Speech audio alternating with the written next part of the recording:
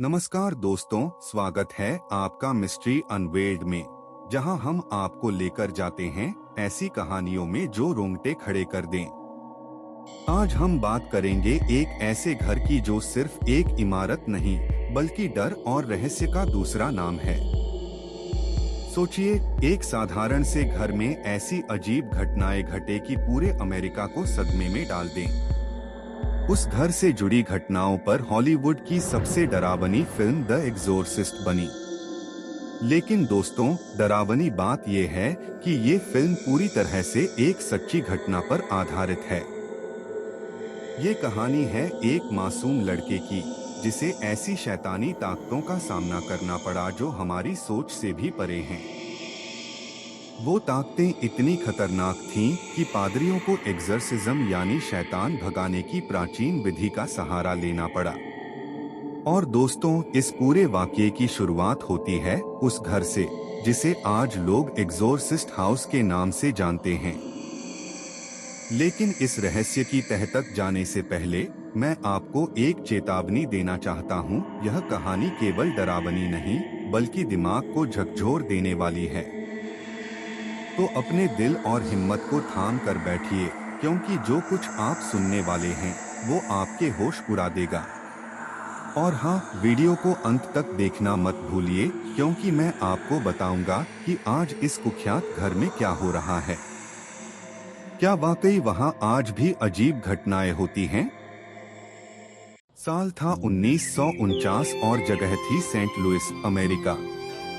यह कहानी शुरू होती है एक 14 साल के लड़के रोनाल्ड हंकेलर की, जिसे लोग प्यार से रोबी कहते थे। रोबी अपने माता पिता के साथ वॉशिंगटन डीसी के पास एक छोटे से शांत शहर में रहता था। बाहर से देखने पर रोबी की जिंदगी एकदम आम और खुशहाल लगती थी। स्कूल जाना, दोस्तों के साथ खेलना और परिवार के साथ समय बिताना। लेकिन दोस्तों, उसकी इस आम जिंदगी में एक खास बात थी। रोबी अपनी आंटी टिली से बेहद करीब था। टिली न सिर्फ उसकी सबसे बड़ी दोस्त थी, बल्कि एक ऐसी महिला थी जिन्हें आत्माओं और ओझा विद्या यानी ओकल्ट में गहरी दिलचस्पी थी।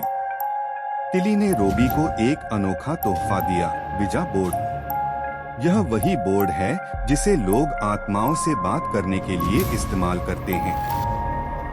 शुरू में तो रोबी और टिली इसे मजाकिया खेल की तरह देखते थे।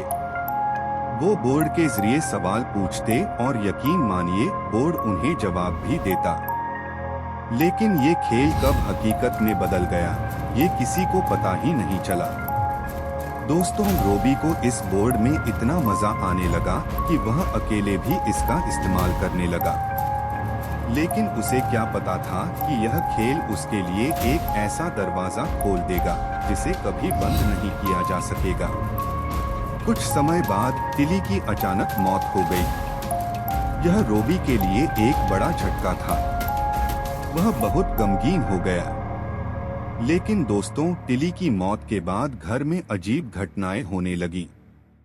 रात के समय घर के फर्नीचर अपने आप खिसकने लगते, दीवारों पर खरोंच के निशान दिखते और रोबी के कमरे से ऐसी आवाजें आती जैसे कोई फुसफुसा रहा हो। दोस्तों, ये घटनाएं यहीं नहीं रुकी। एक रात जब रोबी विजा बोर्ड के साथ अकेले खेल रहा था, उसने महसूस किया कि कमरे का तापमान अचानक गिरने लगा। खिड़कियां अपने आप बंद हो गईं और बोर्ड से एक भयानक संदेश आया, मैं यहाँ हूँ। परिवार को अब समझ में आ गया था कि यह कोई साधारण घटना नहीं है। लेकिन उन्हें यह नहीं पता था कि असली डरावनी कहानी तो अब शुरू होने वाली थी। दोस्तों, सबसे डरावना तो तब हुआ जब परिवार ने महसूस किया कि रोबी खुद बदलने लगा है। उसकी आवाज, जो पहले एक मासूम बच्चे की तरह थी, अचानक गहरी और खौफनाक हो गई। वह ऐसी अजीब अजीब भाषाएं बोलने लगा जिन्हें न तो उसके परिवार वाले समझ पा रहे थे और न ही खुद रोबी। हालात तब और बिगड़ गए जब एक रात रोबी का बिस्तर अपने आप जोर जोर से हिलने लगा। ऐसा लग रहा था जैसे बिस्तर के नीचे कोई उसे जबरदस्ती खींचने की कोशिश कर रहा हो। रोबी चीखने लगा, लेकिन उसकी आवाज किसी और की लग रही थी, गहरी, गूंजती हुई और डरावनी। परिवार के सदस्य ये सब देखकर डर से कांप गए। उन्होंने रोबी को शांत कराने की कोशिश की, लेकिन वह किसी और के वश में लग रहा था। रोबी के माता पिता अब समझ चुके थे कि ये घटनाएं सामान्य नहीं हैं।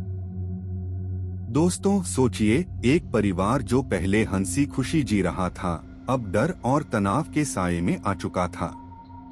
वे नहीं जानते थे कि आगे क्या करना है। यही कारण था कि उन्होंने अंततः चर्च से मदद लेने का फैसला किया।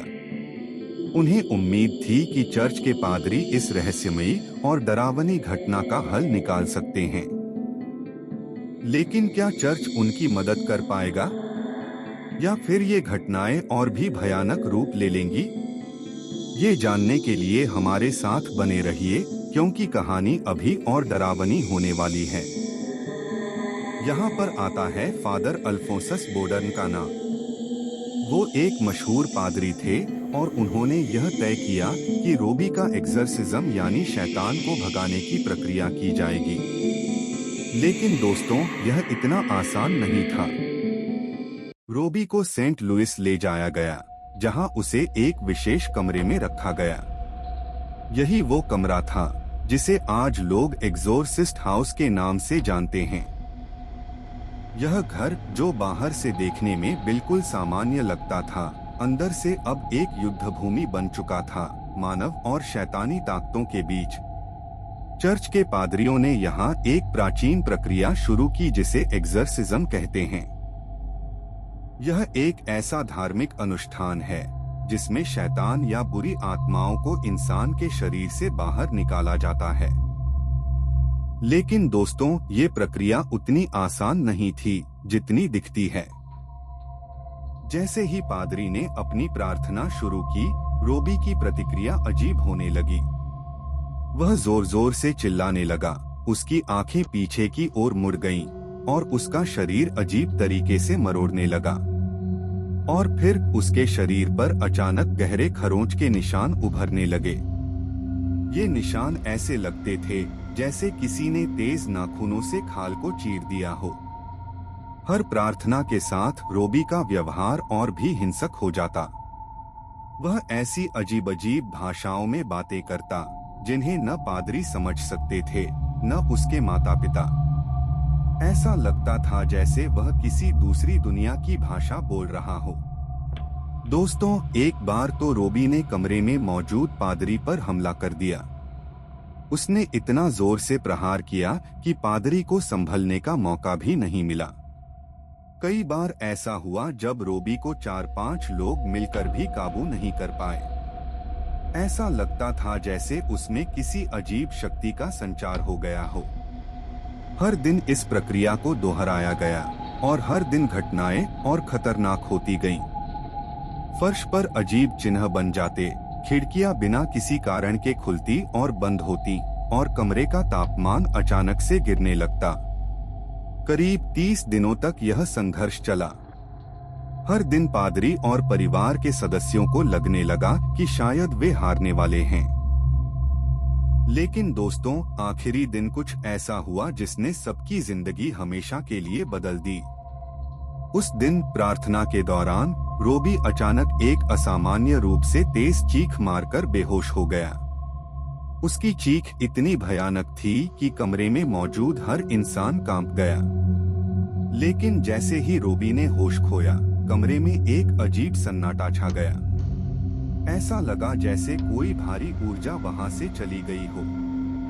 जब कुछ घंटों बाद रोबी होश में आया, तो वह पूरी तरह शांत था। उसकी आवाज, उसका चेहरा, उसकी हरकतें, सब कुछ सामान्य हो चुका था। उसे खुद इस बात का एहसास नहीं था कि उसके साथ क्या हुआ। पादरियों का मानना था कि यह शैतान की हार थी। उस दिन के बाद से रोबी ने कभी ऐसी घटनाओं का सामना नहीं किया।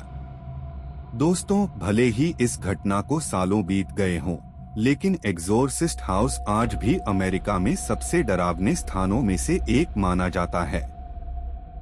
यह कहानी हमें याद दिलाती है कि हमारी दुनिया में ऐसी रहस्यमयी ताकतें हैं जो हमारी कल्पना से परे हैं। इस घटना ने इतना डरावना माहौल बना दिया कि इसकी कहानी पूरे अमेरिका में फैल गई। बाद में मशहूर लेखक विलियम पीटर ब्लैटी ने इस पर किताब लिखी जिसका नाम था द एक्सोर्सिस्ट। 1973 में इस पर फिल्म बनी जिसने हॉरर फिल्मों की परिभाषा ही बदल दी। आज एक्सोर्सिस्ट हाउस को लोग देखने जाते हैं। यह घर अब एक ऐतिहासिक जगह बन चुका है, लेकिन यहाँ जाने वाले लोग कहते हैं कि उन्हें अजीब-अजीब आवाजें सुनाई देती हैं।